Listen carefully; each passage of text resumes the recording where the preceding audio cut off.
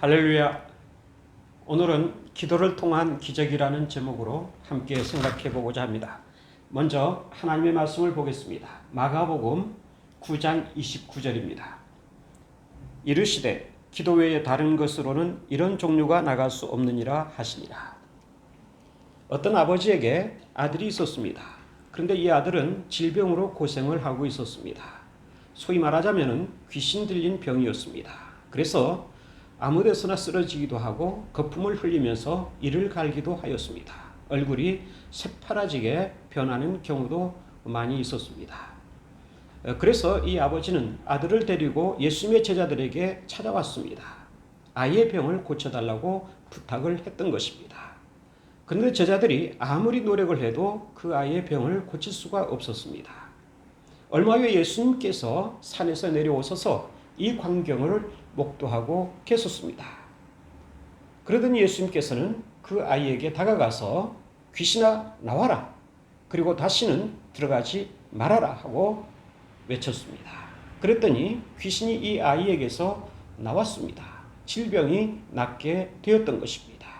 깨끗이 나음을 받았습니다. 제자들이 의아해하게 생각했습니다. 그래서 예수님께 묻습니다. 예수님, 어째서 우리는 이러한 기적을 행할 수가 없었습니까? 이 아이의 병을 고칠 수가 없었습니까? 했던 것입니다. 이때 예수님께서 오늘 주신 말씀입니다. 기도 외에는 다른 것으로는 이러한 종류가 나타날 수가 없다. 이러한 능력, 이러한 기적이 나타날 수 없다고 말씀을 하셨던 것입니다.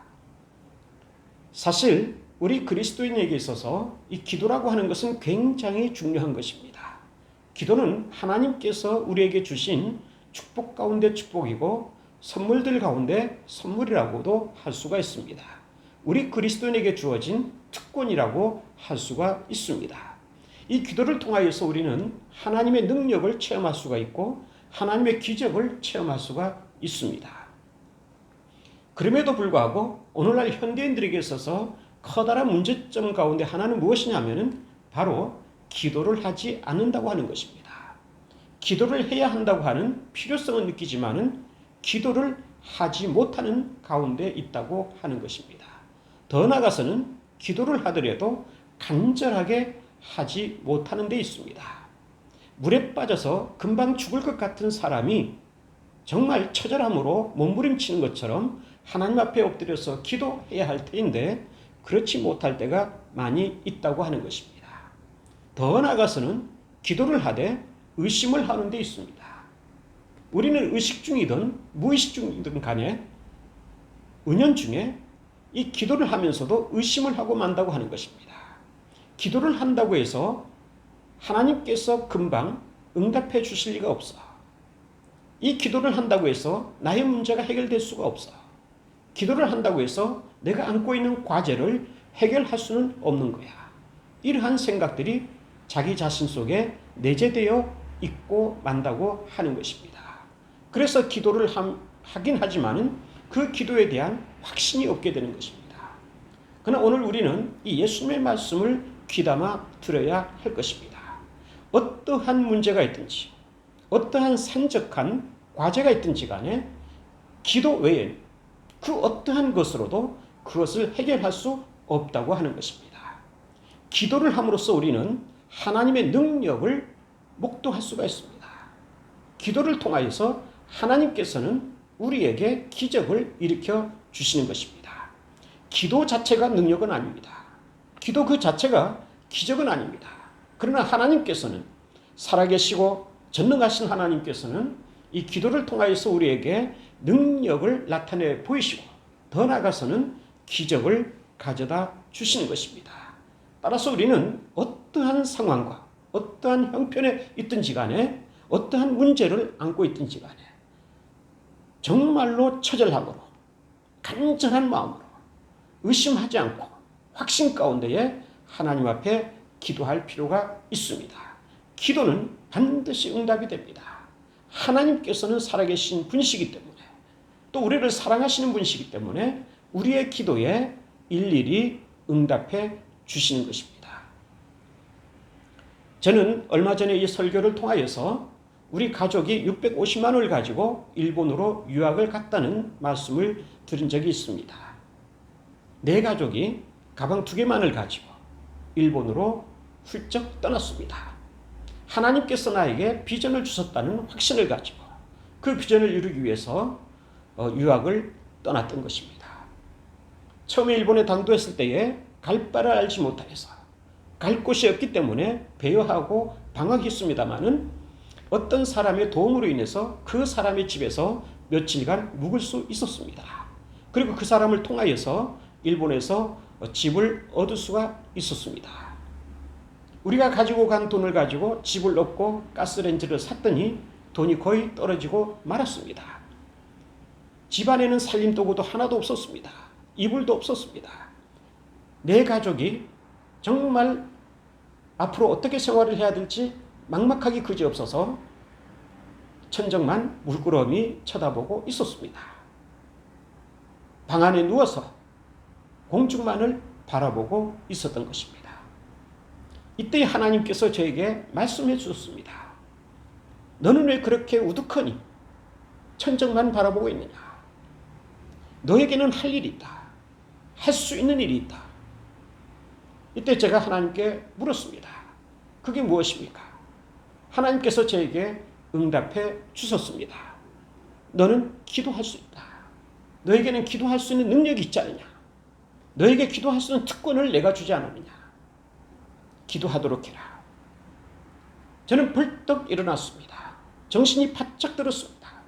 가족들을 다 일으켜 세우고 앉혀서는 그리고서는 성경을 한 장씩 읽어가면서 기도하기 시작했습니다. 매일매일 기도를 계속했습니다. 기도를 하면 할수록 하나님께서 우리에게 더 좋은 환경으로 이끌어 주실 것이라고 생각을 했습니다. 그런데 그렇지가 않았습니다. 오히려 반대였습니다. 하루는 아내가 아르바이트를 하겠다고 나갔던 적이 있습니다. 그런데 점심때가 돼서 돌아왔습니다. 왜 이렇게 일찍 왔어? 하고 물었습니다. 그런데 아내가 하는 말이 잘렸어요.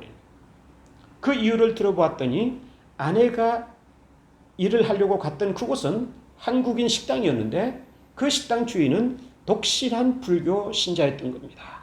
점심때가 되어서 아내가 식사 기도를 하는데 이 주인이 보고서는 기독교인은 우리 집에서 일을 할 수 없다는 것이었습니다. 그러고서는 오전 중에 일을 한 그 돈만을 주고 집으로 돌려보냈던 겁니다. 하는 수 없이 아내가 돌아왔습니다. 하나님께 엎드려 기도하면 할수록 하나님께서 우리의 기도에 응답해 주시고 우리가 일본에서 생활할 수 있도록 인도해 주셔야 될 텐데 그렇지 않았던 겁니다. 하나님께 원망이 생겼습니다. 하나님께서는 저에게 비전을 주셨기 때문에 교수가 되라고 하는 비전을 주셨기 때문에 저는 유학을 떠나왔습니다. 가진 돈이 없지만은 단지 하나님만을 의지하고 왔습니다.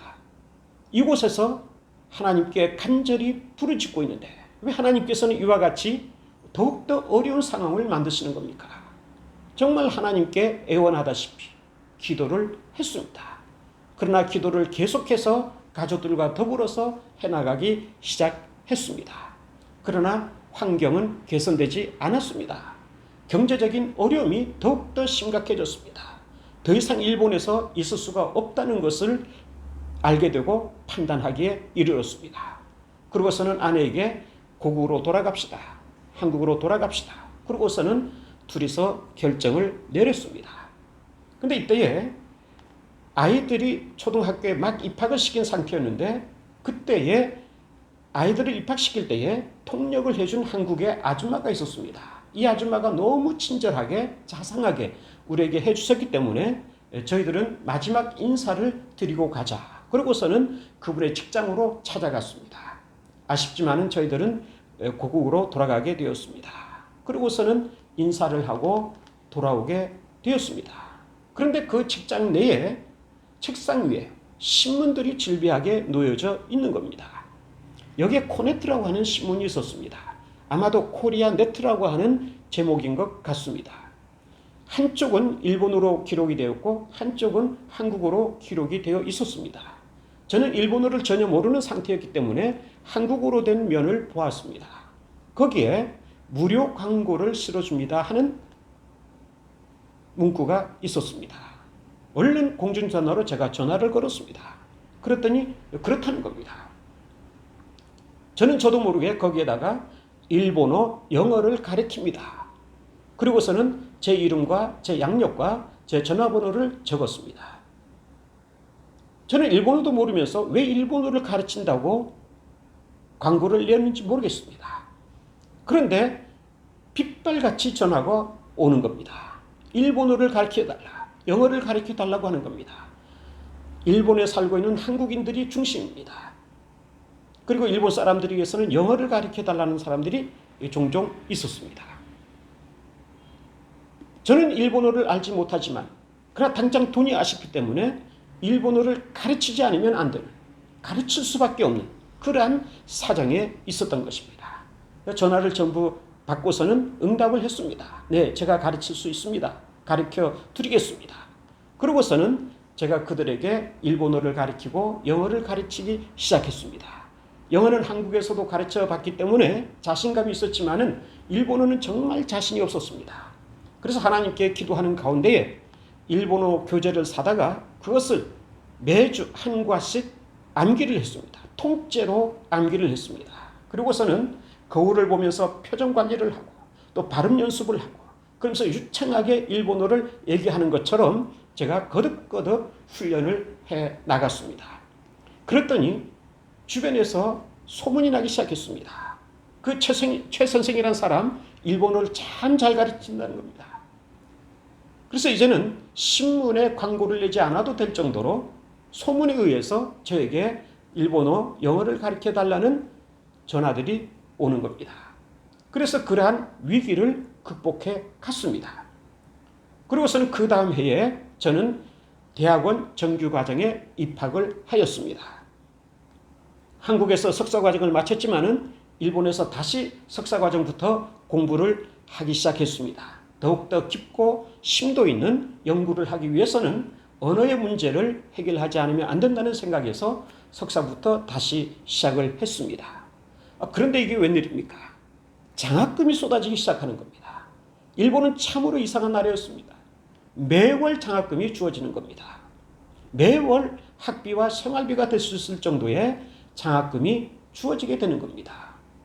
그래서 저는 이 장학금을 받으면서 대학원 공부를 할 수가 있었고 생활의 보탬도 될 수가 있었습니다. 물론 아내가 알바를 하면서 여러 가지로 생활비에 도움을 주었습니다마는 이러한 장학금을 통해서 우리는 커다란 어려움이나 고통 없이 지낼 수 있는 환경이 되게 되었던 겁니다.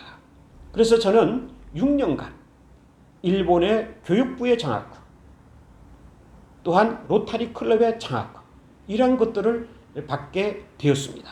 그리고서는 제가 학위과정을 마칠 수 있었습니다. 저는 이러한 것들이 모두 하나님께 엎드려서 간절하게 기도했기 때문에, 확신 가운데 기도했기 때문에 맺어진 하나의 열매라고 믿습니다. 하나님께서는 반드시 우리의 기도에 응답해 주시는 것입니다. 그 응답은 우리에게 기적으로 나타나게 됩니다. 우리가 예상하지 못했던, 우리가 상상하지 못했던 그러한 것을 통하여서 나타나게 되는 것입니다. 여러분 생각해 보시기 바랍니다. 어떻게 제가 그 코네트라고 하는 신문을 보게 되었을까요? 그건 우연인 것 같이 여겨지지만은 우연이 아닙니다. 하나님께서 초자연적인 방법으로 그 코네트를 만날 수 있도록 역사해 주시고 인도해 주셨던 것입니다. 어떻게 교육부의 장학금, 로타리 클럽의 장학금을 받을 수 있었을까요? 이것은 우리가 상상도 못했던 겁니다. 일본에 이러한 장학제도가 있다는 사실도 모르고 있었습니다.